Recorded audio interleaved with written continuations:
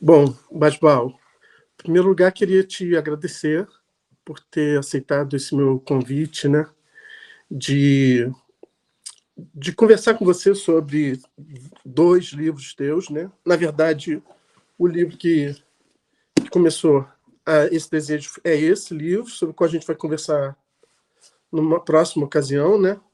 Mas aí eu propus da gente ter uma conversa prévia, quase que preparatória, sobre o manual do artista, etc., né? Que é um livro de 2013, mas que foi publicado, uma tradução dele 10 anos depois, né, em 2023, lá na Argentina, né? Traduzido pelo Hernan Borisonic, né? E tem uma série de questões aqui que eu achava que seria interessante a gente ter uma conversa antes de passar para a conversa sobre o livro, sobre os diagramas, né?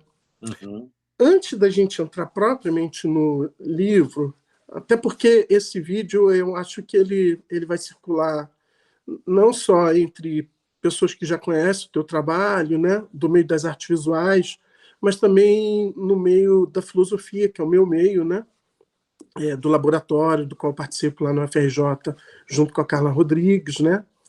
E aí eu queria te pedir brevemente, assim, para falar sobre alguma coisa que eu acho que pode ter uma relação com essa noção do artista, etc., que são três elementos que eu gostaria de saber um pouquinho mais, né? Que são transições que estão um pouco na origem do teu percurso, que você é um cara que faz uma transição de São Paulo para o Rio, né? Onde você fica, né? Você também é um cara que começa como estudante de biologia e depois vai para as artes visuais, né? E, por fim, tem um terceiro deslocamento, que é que você, num determinado momento, entra para uma carreira acadêmica e se torna professor universitário, né? E, então, assim, queria que você me falasse um pouquinho, brevemente, né? Explicasse um pouquinho como é que se deu isso, porque eu desconfio um pouco que algo desse etc. já estava aparecendo nesses deslocamentos, forçando um pouco esse artista, etc. Né? Uma desconfiança minha. Né? Então, se você pudesse falar um pouquinho sobre isso, acho que seria interessante. Legal, Cláudio. Bom dia. É um prazer realmente estar em contato contigo. Fico super feliz dessa sua iniciativa, desejo, enfim, de da gente se aproximar a partir dessa conversa sobre os livros. É bem curioso também, né, essa minha inscrição como entre aspas, artista visual, artista plástico, e também mobilizar a sua atenção a partir do objeto livro, da forma livro, né? Um livro de textos, de pequenos ensaios, um outro livro, já um livro, vamos dizer assim, mais próximo à produção de visualidade, o livro dos diagramas, né? Mas, então, é com muita alegria que estamos aqui nesse encontro, e para mim é um prazer muito grande né, ter essa conversa. Então vamos lá, um bom início, né? Um bom início com o prefixo trans, né? As transições, e você já toca aí em algumas questões interessantes e bastante amplas, né?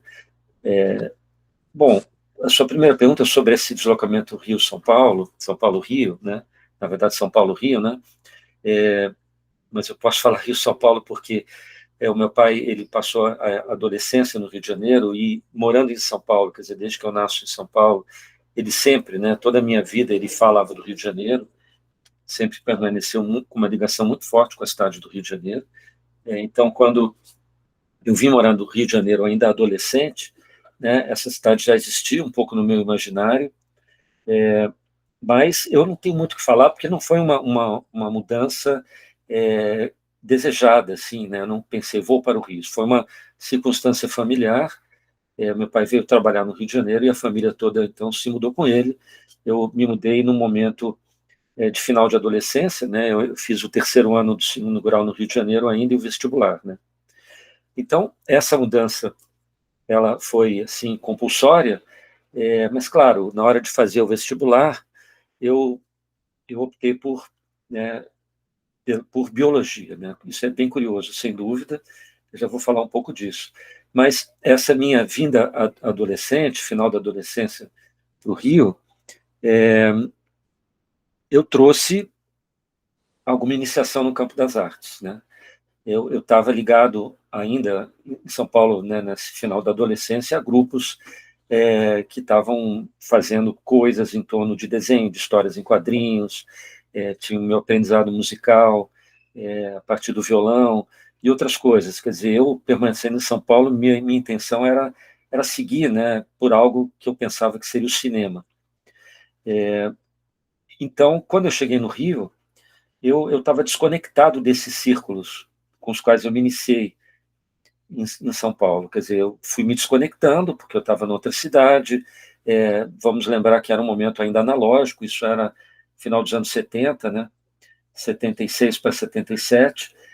Então, a comunicação não era tão simples, eu mantive uma correspondência por cartas com alguns amigos, né? Eram outros momentos. Não havia a proximidade de hoje, né? Que você está em qualquer lugar, próximo de qualquer lugar, mais ou menos, né? Então, essa mudança para o Rio significou, sim, um corte geográfico, em certa medida, né? Eu me desconectei de um círculo de amizade, fui pouco a pouco me desconectando e refazendo esse círculo aqui. Mas, de alguma maneira, esse círculo foi refeito por outras conexões via São Paulo, na área musical, que me aproximaram de artistas aqui do Rio de Janeiro, principalmente o Alexandre da Costa, com quem eu comecei a trabalhar, né? E através dele fui me aproximando de círculos de teatro, né? Inicialmente, mas também de artes visuais e de música um pouco, né? Eu acho que para todo mundo que atravessa aí, né, os anos 70, vamos dizer assim, eu ia falar 60, mas eu era muito pequeno, mas isso está na nossa vida, né? Quer dizer, por todos nós que atravessamos esses 60, 70, a imagem da música popular é muito forte, né? Então, os ídolos da música popular, essa proximidade com a indústria cultural, seja da música do rock and roll ou MPB, né? Tudo isso estava muito forte no imaginário, Tropicália, né?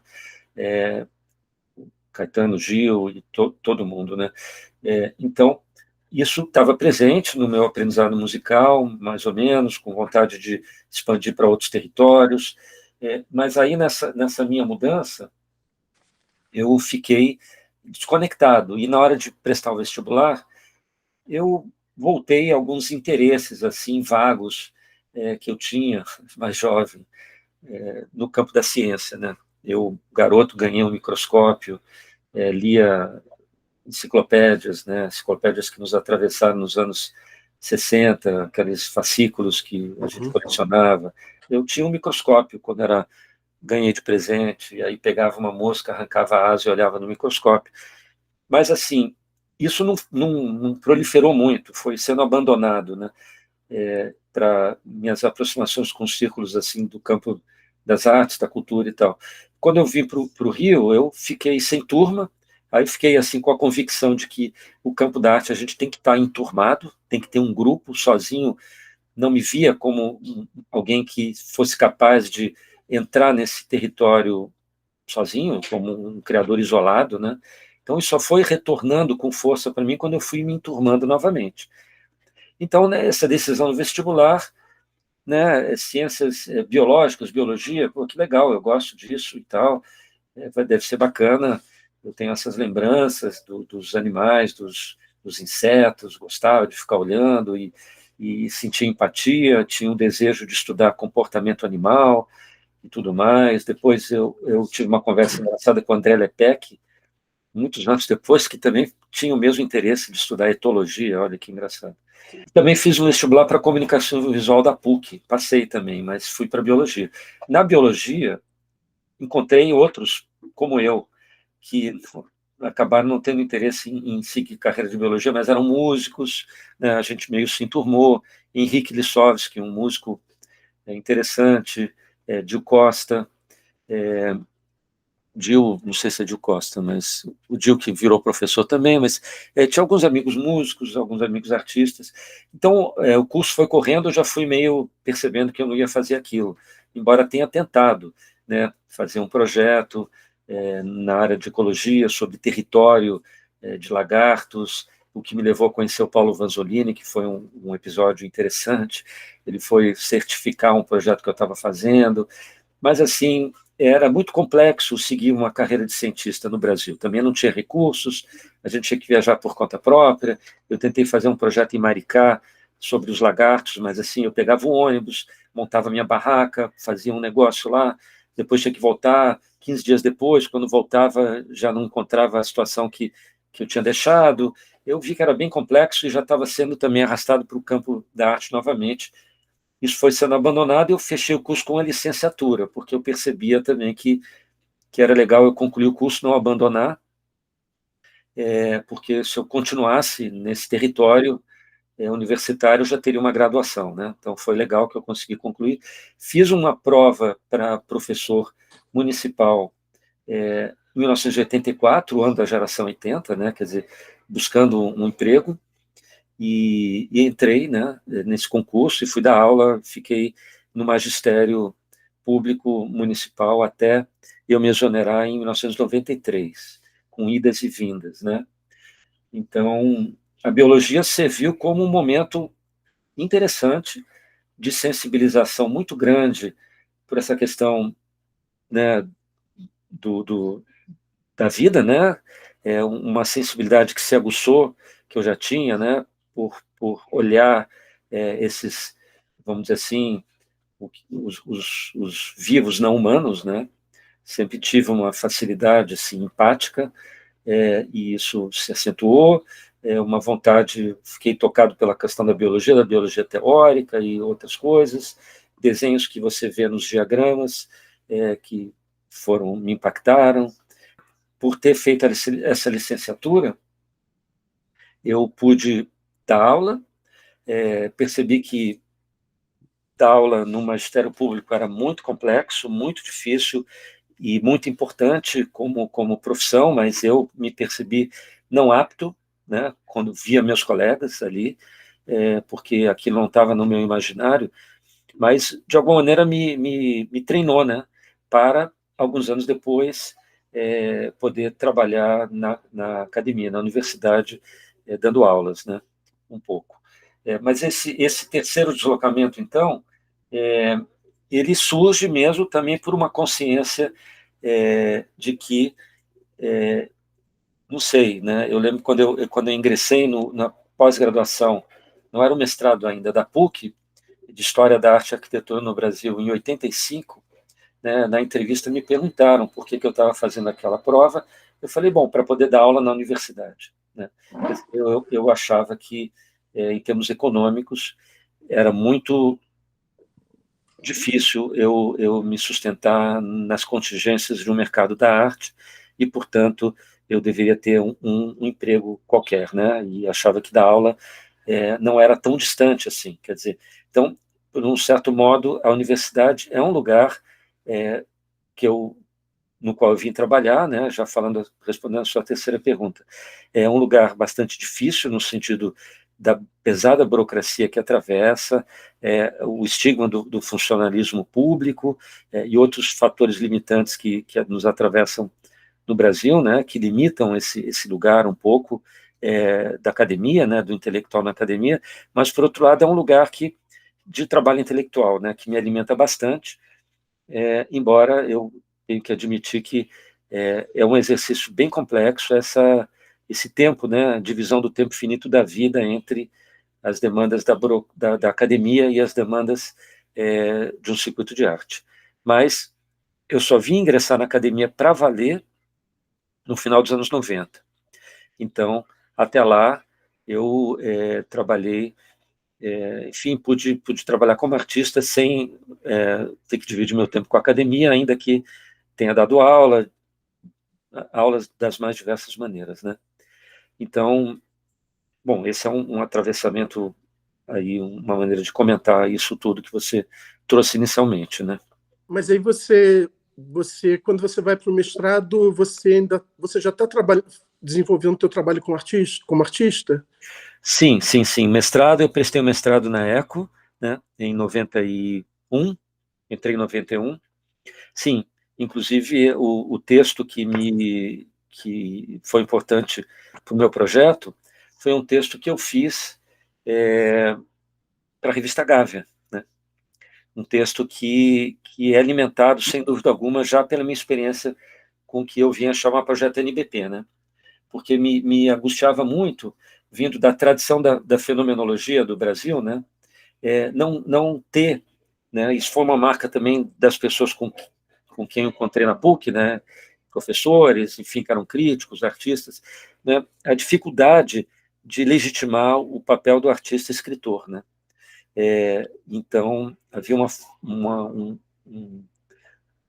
força de leitura, como é que se diz, um privilégio da leitura das obras, uma leitura vivencial, né? Então, e um estigma da arte conceitual no Brasil, que eu percebi, detetei logo, né? Então, eu entro no mestrado já tentando equacionar essa relação entre campo discursivo e visualidade, ou materialidade, como talvez eu dissesse hoje, né? E isso já é resultado das minhas práticas artísticas, não era simplesmente uma visão teórica. Mas sempre procurei, no campo da teoria, resolver também alguns desses impasses, né? Então, isso quer dizer que as tuas próprias, vamos dizer, questões, especulações desenvolvidas no próprio campo da arte já permitiam que você desenvolvesse um trabalho, vamos dizer, discursivo, intelectual, teórico, num outro campo, que é o campo da academia, que é o campo universitário, né? E não o contrário, né? Sim, exatamente, não o contrário. Eu tenho muita... Essa questão, para mim, ela é muito delicada, e é uma maneira como eu também achei que eu tinha que conduzir essa relação, né?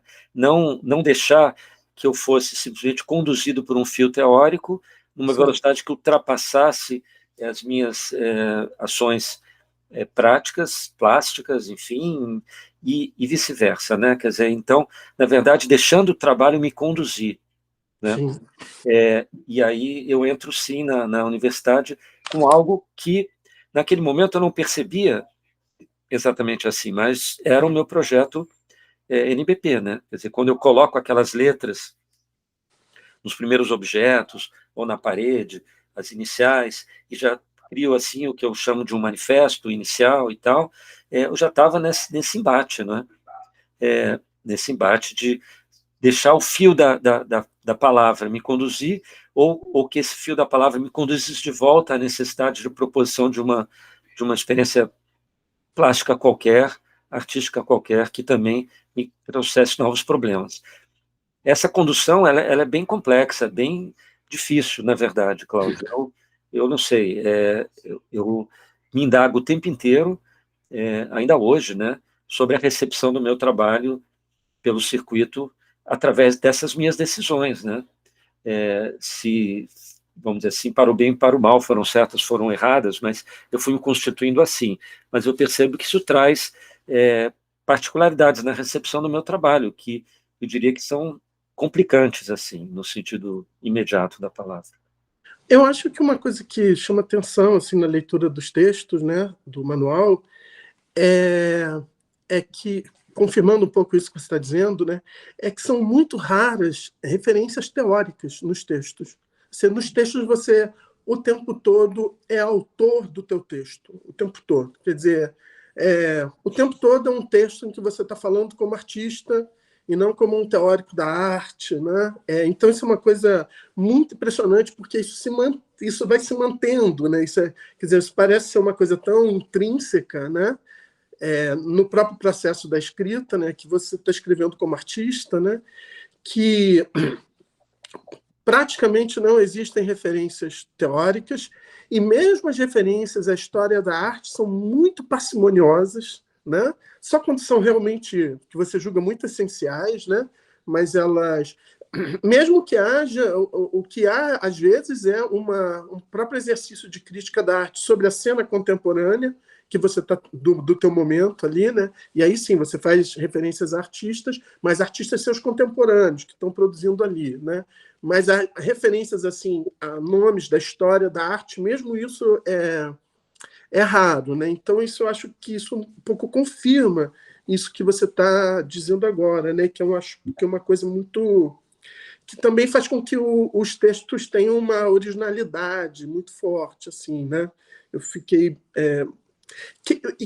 por outro lado, são alguns dos textos têm uma densidade conceitual muito forte, né? Mas é uma densidade conceitual que não é desenvolvida a partir de um aparato conceitual já existente, que você está tirando de alguém. É como se fosse alguma coisa que surgisse a partir do teu próprio trabalho, a partir das próprias necessidades da discussão que você está querendo colocar com o teu trabalho, né? Assim, então, é um livro... Nesse sentido, é um livro que ele tem uma dimensão assim também muito crítica, muito problematizadora, né, desse circuito da arte que você descreve, quer dizer, uma série de instâncias, né, a crítica da arte, a galeria de arte, quer dizer, tudo isso recebe em algum momento um determinado ensaio, um determinado texto, né? Mas eu, como filósofo, às vezes me deparo com produções teóricas, conceituais muito densas, e isso me atrai no texto, né? Então, assim, essa questão do artista, antes, então, já de partir para ainda se mantendo numa dimensão introdutória, essa coisa do artista, etc. Essa formulação, quando que ela surge? Eu lembro que numa rápida conversa anterior, você até falou dessa formulação como uma espécie de hit, né? Você deu essa formulação que eu achei interessante. E aí, então, eu queria te perguntar um pouco essas duas coisas, assim, ainda nesse âmbito um pouco mais genérico, antes da gente entrar para discutir o texto, como é que essa noção do artista, etc., vem, né? Quer dizer, você já estava um pouco se debatendo com isso na tua própria vida, no gerenciamento do teu percurso ali, como artista, professor, etc. E também sobre essas repercussões, né? Quando você fala dessa coisa do hit, né, e tal, se você pudesse falar também um pouquinho sobre isso, seria interessante. Legal, legal, Cláudio. Então, os textos realmente reunidos nesse livro, eles foram escolhidos, né, dentro da minha produção escrita, né? Eu deixei de fora alguns textos de cunho mais ensaístico para escolher um conjunto de textos que tem essa dicção que você reconhece, né? São textos, de fato, que me preocupava muito esse lugar da crítica, mas, sobretudo, de uma crítica engajada, né?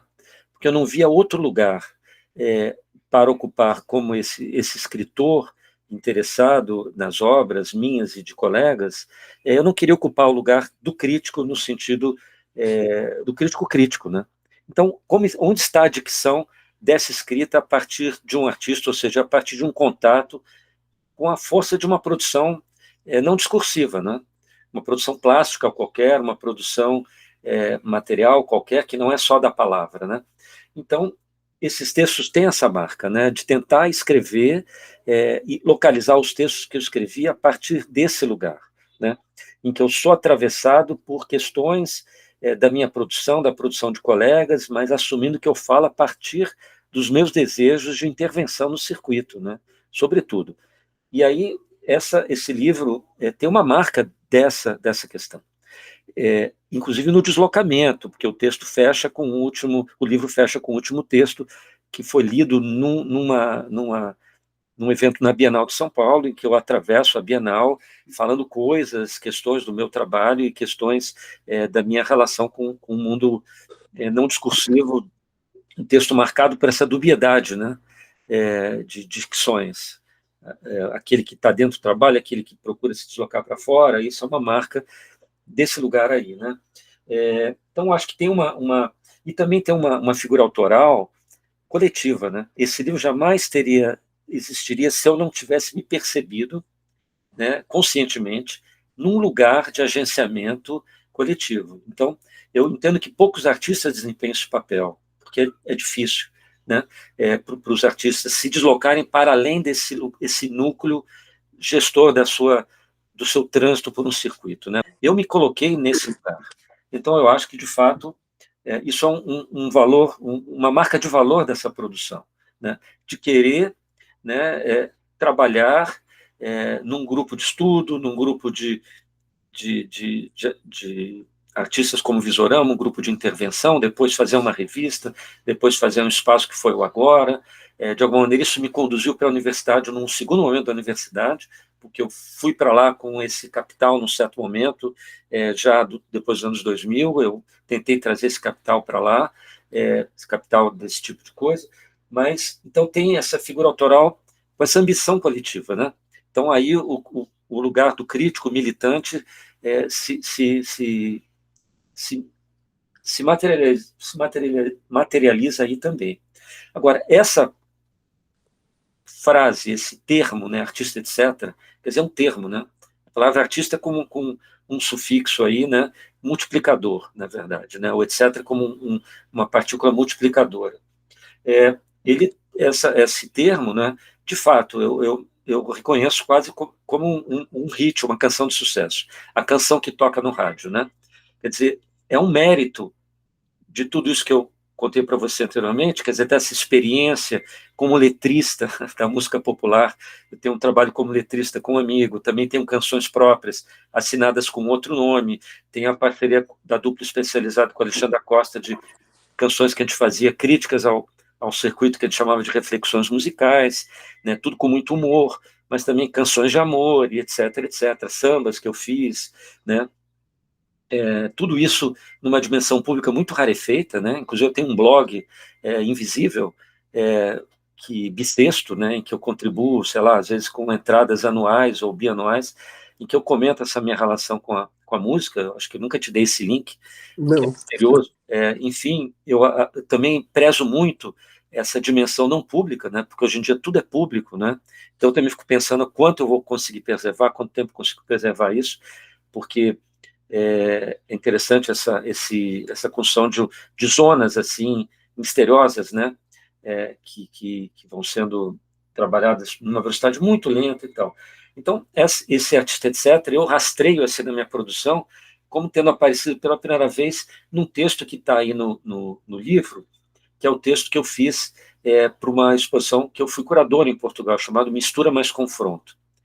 Na releitura que eu fiz do livro, quando o nosso amigo traduziu, eu reli todo o livro, e esse foi o texto que me capturou mais. Eu fiquei achando, esse é o melhor texto e tal, nessa releitura. Foi o que eu mais gostei, pela impertinência desse autor, jovem autor, e pelo deslocamento que eu faço pelas questões do meu trabalho, pelas diferenças entre Brasil e Portugal, pelas obras dos meus colegas ali, né, que estavam na exposição, tem que comentar cada trabalho, enfim. E ali eu acho que eu grafei pela primeira vez o termo artista, etc., o texto é de 2001, porque responde a essa questão, que era uma questão concreta, e no esquema do trabalho neoliberal, das pessoas quererem enquadrar você numa atividade só, né, para poder, vamos dizer assim, reservar o seu nicho no mercado de trabalho, né? Então, como eu estava sempre navegando entre a posição do artista, a posição do crítico, principalmente, e depois a posição do curador, que se misturou para mim com a função, o papel do agenciador, do agente que faz um espaço de arte independente, ou também uma revista, né? Eu estava tentando entender esses deslocamentos e assumindo o artista como aquele agente que se desloca, né? Então, o artista, o etc., me pareceu ser o termo, né, que eu poderia associar à palavra artista, que poderia garantir a multiplicidade desse deslocamento. Eu não precisaria ser enquadrado, né?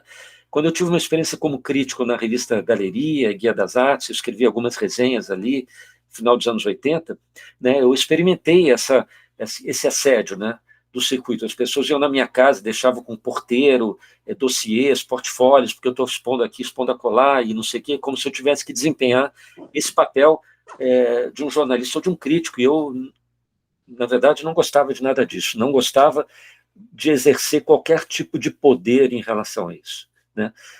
Um poder junto ao circuito que os curadores administram, né, que os críticos administram, e que é muito visível em cada um, soluções legítimas, claro, que cada um adota para gerir, né, essa questão, né, hoje em dia, sobretudo o curador, né, que se colocou, que se tornou um papel de muito poder, né, exercendo um impacto no mercado da arte, garantindo a vida de alguns artistas, vivendo como aconselhador de coleções. Então, o etc. veio sendo essa partícula multiplicadora depois, né, por questões mesmo também de interesse. Eu entendi esse etc. como esse hífen como um menos, né, um sinal de menos do poeta menos, pensando no Augusto de Campos, não é?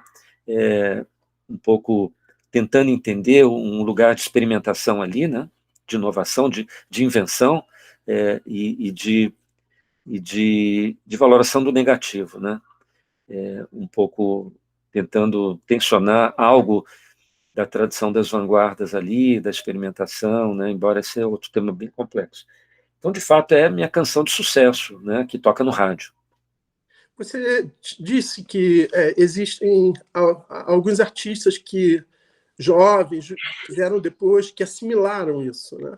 Você de vez em quando se depara com isso, se tem encontros com isso, né? Em outros lugares, em outros estados, né? Sim, não, exatamente. Isso é muito interessante, porque eu mesmo não me autodefino como artista, etc., no sentido assim protocolar, né?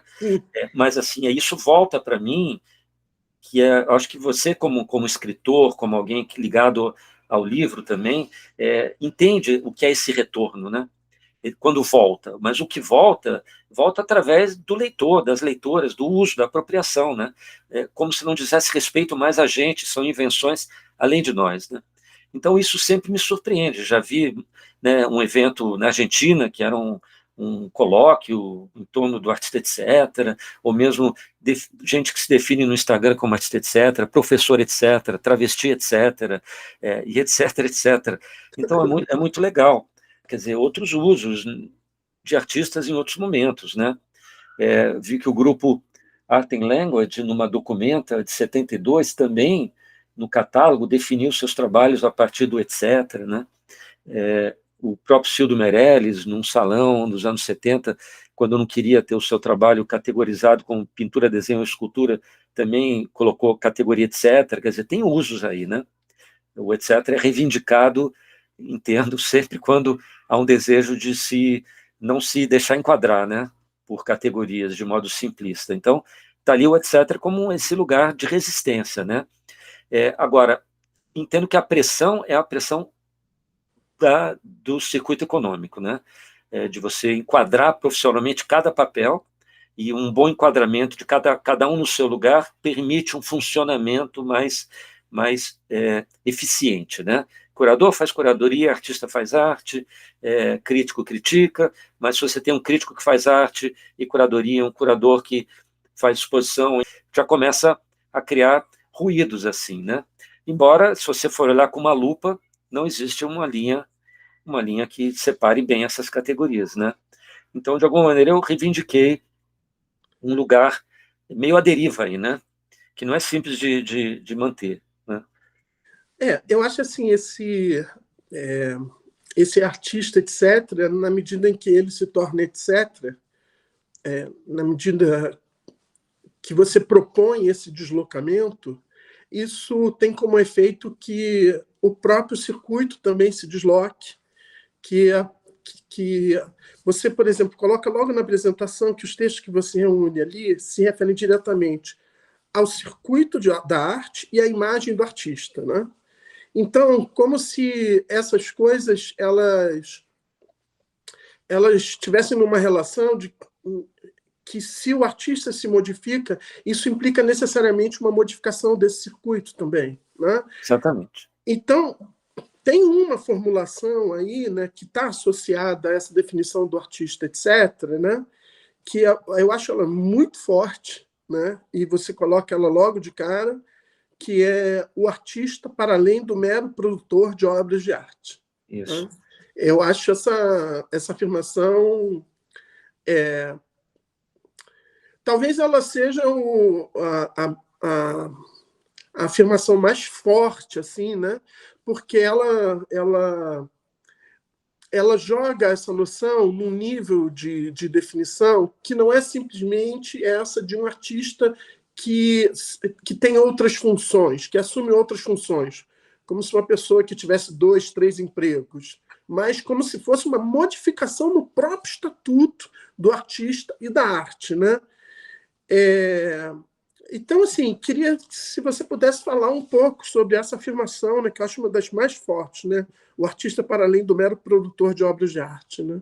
Sem dúvida, Cláudio, muito bem pensado aí, porque concordo com você, né? Inclusive, às vezes, muitas vezes, em falas públicas, eu me sinto o dever de ser cauteloso, vamos dizer assim, para não ofender certos artistas, né?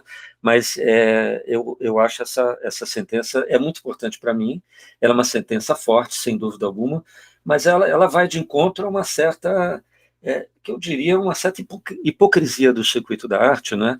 Na sua pouca plasticidade, né? Quer dizer, minhas experiências com coletivos, Grupo Visorama, Revista Item, Espaço Agora, não ingenuidade de achar que essas experiências poderiam impactar no circuito e produzir uma transformação, né? O circuito permanece o mesmo, a gente faz o esforço da intervenção, mas o circuito logo se reconstrói, não muda, né? Então, é muito duro, quer dizer, porque, na verdade, tudo isso chama-se capitalismo, por um lado, e uma economia da arte voltada por um mero consumo especulativo, né, que é o consumo neoliberal, né? Claro, exceções, etc., etc., mas a economia dominante da arte está voltada para isso.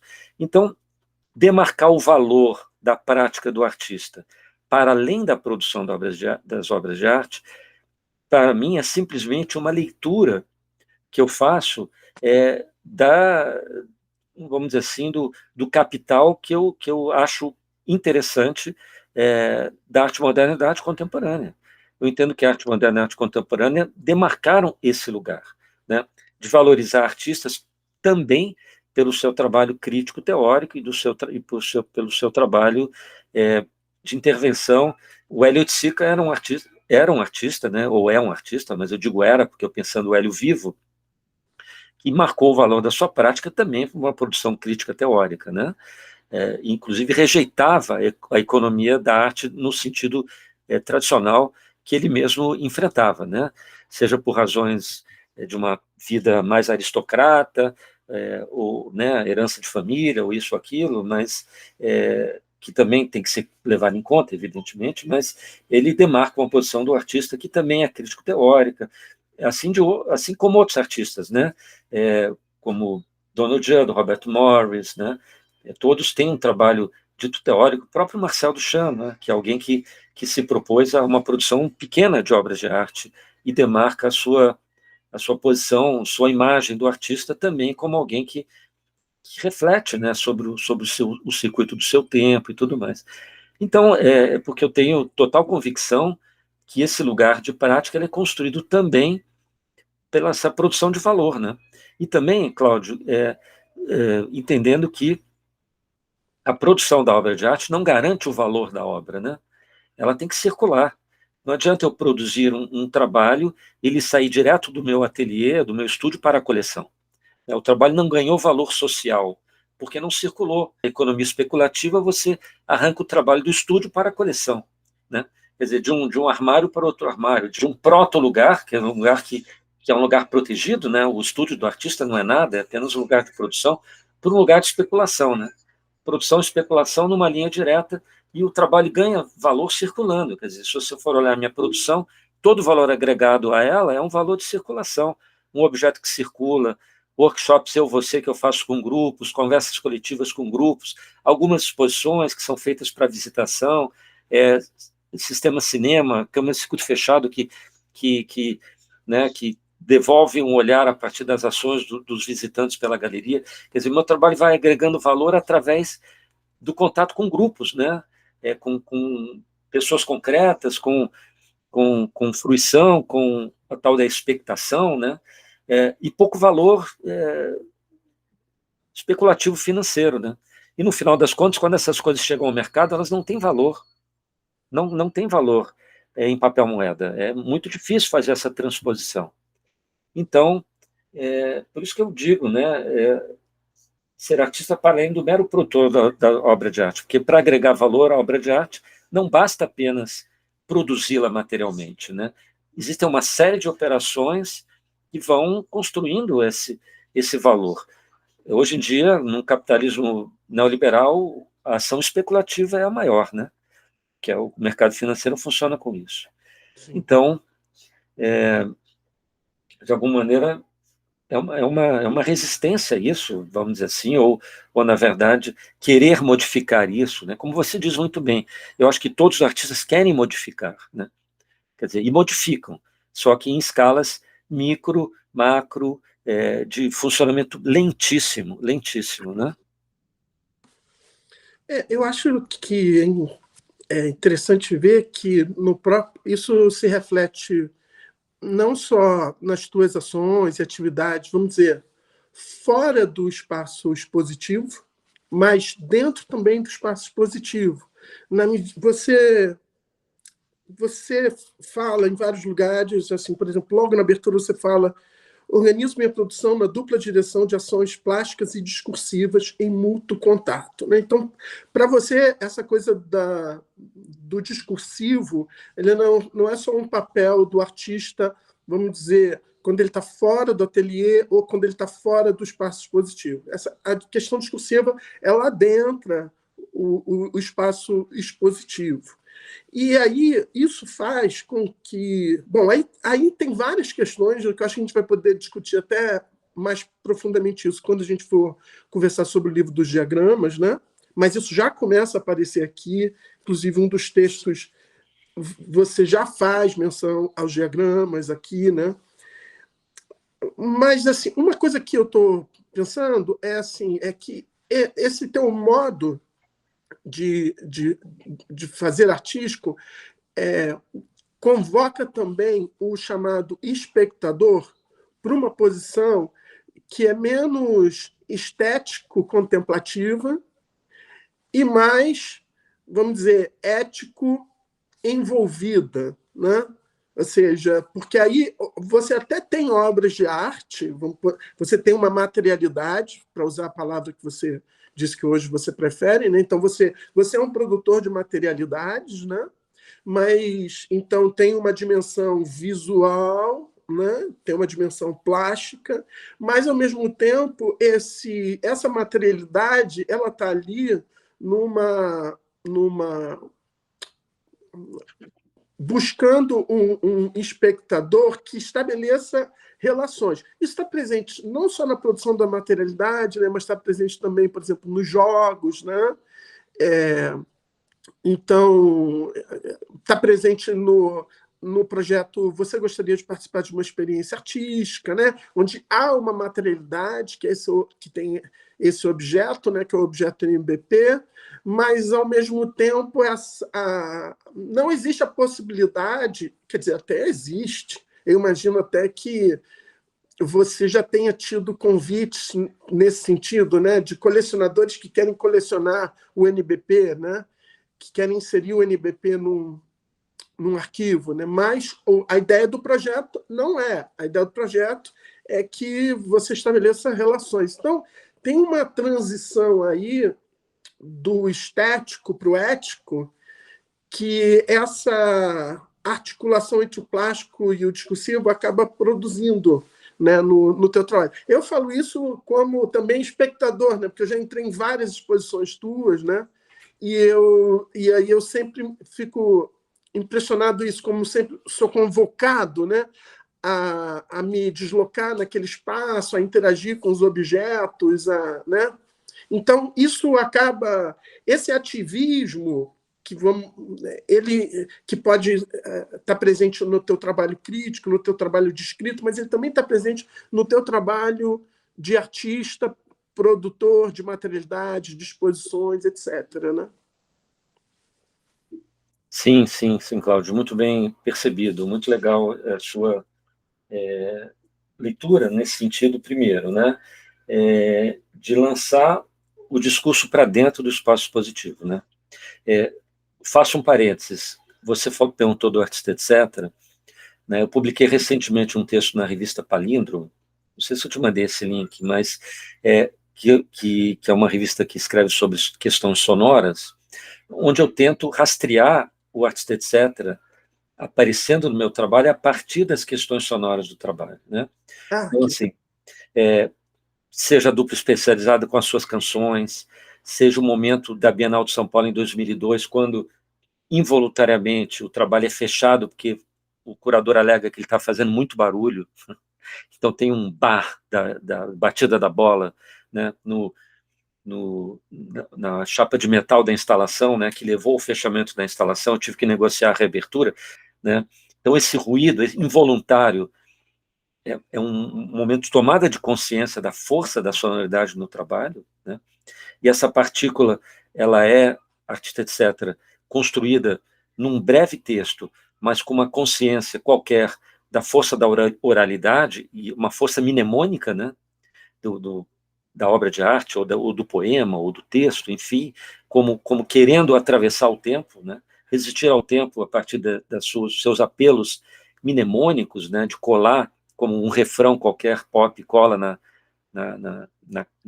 enfim, na mente do espectador, né, no corpo, eu digo, né, quer dizer, contaminando os corpos, né. Então, esse artista, etc., tem essa inteligência também, né? Não apenas uma avaliação das categorias artista, curador e tudo mais, né? Então, tem isso. Isso eu digo porque isso é uma intromissão verbal sonora, né? Quer dizer, essa consciência da sonoridade, ela vem tardia, mas ela vem sendo perseguida o tempo inteiro, ao longo do meu processo, de muitas maneiras, né? Então, essa entrada do discurso no espaço positivo, ele também se faz com esse cuidado, né, da materialidade do texto e da oralidade do texto, da sonoridade do texto, além de outras questões, né? Mas, para falar do trabalho mais recente, agora na França, né, o visitante entrava na galeria e se deparava, até antes de entrar, com duas grandes interjeições, né, recorrentes no meu trabalho, O e A. E aí isso é uma entrada do visitante falando O e A, né? Que é o quê? As interjeições, elas, segundo nossa gramática, né, elas não são regidas pelas normas da gramática. Você pode falar uma interjeição a qualquer momento, as normas da sintaxe, né? Então, não sei de sujeito, verbo, predicado, você fala O, A, e pode ser dor, pode ser prazer, pode ser uma exclamação qualquer de emoção, né? Então, mas para mim é a fala entrando no seu registro mínimo dentro da exposição, né? Que é o som também de alguém que tropeça naquela estrutura de metal, né? Então, as estruturas de metal estão ali para propor um jogo, né? Uma coreografia, convida você a uma performance compulsória, que é um salto do obstáculo, que eu costumo dizer que é um esforço mínimo, né? Mas há um esforço, levantar a perna, há uma ação motora qualquer, para você não cair, não tropeçar, mas se você tropeça, você vai falar ai, né? Ó, a, né? Então, há um convite para, sim, falar na exposição, ou seja, arrancar o trabalho de arte de uma função de autoridade que faz você se calar no espaço expositivo, né? Que é um pouco uma visão, talvez, sei lá, formal, né? Formalista, até de uma certa fenomenologia autoritária, né? Você vivencia e não fala nada, né? Mas que aí me parece um recalque muito grande, né? Para deslocar a fala apenas para a autoridade falante, né? Então, o trabalho quer desmontar essa autoridade falante, né? Autoridade, qualquer um que entra ali, que bate a perna no obstáculo, pode falar, né? E que salta, e deve falar, né? Então, há esse compromisso, sim, ético-discursivo, como você diz, né? O meu discurso é feito para produzir a fala, não quer ser um discurso final que amarre verdades crítico-teórico, historiográficas sobre a minha produção, qualquer produção que seja, né? Não tem essa ambição que talvez o crítico tenha, né? Quando o Ferreira Goulart escreve Teoria do Não Objeto, né? Tem uma pretensão ali de uma autoridade do discurso de marcar esse termo, né, com uma definição, com alguma coisa assim, vamos dizer assim, de um corte, né, de um modo brilhante ele fez, evidentemente, né, está já registrado numa memória coletiva, né. Mas eu tenho cuidado no meu texto de fazer textos sempre abertos, né, não são conclusivos, porque eles vão ser completados pela fala seguinte de quem quer que seja, né. Eu quero me inserir em circuitos falantes, em falas em processo, em andamento, né, sem qualquer pretensão de, vamos dizer assim, construir pontos finais nessa dinâmica. Então, isso vem de uma certa tradição experimental brasileira, quer dizer, para mim, essa vontade de inclusão do espectador, ela se manifesta já em meados dos anos 80, porque eu achava que se eu quisesse construir um diferencial na minha prática como artista brasileiro, numa perspectiva planetária, já se colocava, né, global, né? Isso é uma marca do meu trabalho, não querer me manter nos limites de uma nacionalidade, né, porque a gente saía da ditadura nos anos 80 e não foi nenhum sentido nesse registro de uma arte nacional, então eu já queria estar na Terra, no planeta Terra, né? Então, naquele momento eu não usava esses termos, né, mas hoje eu vejo com clareza, né, até numa exposição coletiva, uma entrevista coletiva lá na França, na abertura dessa exposição, quando a gente estava abrindo a exposição, né, depois da fala do curador, me fizeram essa pergunta, né, e eu falei, não, eu sou um artista do planeta Terra, todo mundo riu e tal, mas é a nossa condição, né, hoje, de pensadores, né, não somos mais locais simplesmente. Então, nesse sentido, também, né, você trouxe o termo relacional, eu acho interessante pensar nesse embate com um certo campo crítico-teórico, né, historiográfico da estética relacional, em que eu reivindico esse relacional no meu trabalho com outra genealogia, né, não aquela daquele autor Nicolas Bourriaud, né, que vem da Lígia Clark e outros desdobramentos que a gente poderia localizar aqui, né. Mas, então, é isso, né, essa construção de um aparato, né? Realmente é um aparato, material teórico, discursivo plástico, enfim, que avança ali, né? E não é de uma simples assimilação, mas ao mesmo tempo ele é vocalizável, né? Ele é, ele é cantável, ele é memorizável, né? Nesse sentido, ele reivindica os corpos daqueles que entraram ali como multiplicadores, né? Disso. Agora, isso depende do seu desejo. E então o trabalho investe também nessa captura do visitante de alguma maneira. Mas Tá, eu ia colocar uma última questão, mas eu acho que ela já pode ser colocada quando a gente for discutir os diagramas. E aí, então, a gente poderia fechar por aqui? você que sabe, você é um entrevistador. Não, eu estava pensando em manter essa questão do... A questão que eu vou deixar, então, para Tá. a gente lançar é que essa relação entre que me interessa muito, assim, uma coisa que me interessa muito no seu trabalho, é que, além dessa dimensão toda, vamos dizer, que essa dimensão, vamos dizer, ética, que essa articulação entre o visual e o discursivo do teu trabalho produz, né? Então tem a questão de como se dá a relação do espectador com o teu trabalho, etc., né? Que permite também entrar daí dessa dimensão da oralidade, né? Do sonoro, né? Tal, da vocalização, né? Mas ela também tem um ponto que aí eu talvez seja um pouco mais especulativo, filosófico, que me interessa muito o seu trabalho, que é uma certa indistinção que o trabalho acaba produzindo entre o visual e o discursivo, né? Então, que tem um ponto ali que que você... Eu acho que sempre caminha muito para essa direção, né? Um ponto onde o discursivo vira visual e o visual vira discursivo, e como se é uma coisa que andasse sempre nessa margem muito tênue, né? Que eu acho que o diagrama é o lugar de, digamos, uma apoteose disso, né? Por isso que eu acho que ele prepara essa questão, ela é a questão mesmo lá dos diagramas, né? Mas, num certo sentido, isso está desde o início.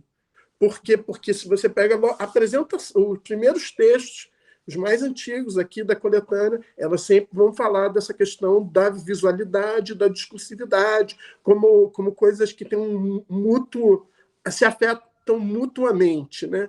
Então, eu sempre fico muito fascinado com esse produto, com esse efeito, vamos dizer assim, né? Das tuas produções, né? Legal, Cláudio. A gente deixa embutido isso para a próxima? Sim. Não, mas legal. Eu acho que isso é um ponto central e, de fato, me ajudou muito conseguir organizar isso, né? E é um mote que eu sigo, porque não só ele permitiu equacionar essas diferentes práticas, né? Na verdade, isso, para mim, é uma questão que, inicialmente, é totalmente Foucaultiana, né? Isso não é um cachimbo, está ali. Né, é magritiano-Foucaultiana, né? Mas também ela da arte conceitual ou conceitualista, né? Que eu acho um momento importante, e de fato foi organizar isso foi muito produtivo para mim, né? No sentido de poder conduzir a produção plástica e a produção teórica, tanto separadamente, quanto entendendo aonde esses lugares se encontram e se mordem, né, um ao outro, vamos dizer assim, né? Uhum. Enfim, seguimos então. Ok. É uma série, né? Isso. Tá bom. Até a E próxima, então. termina sempre no momento da trama, Isso. né?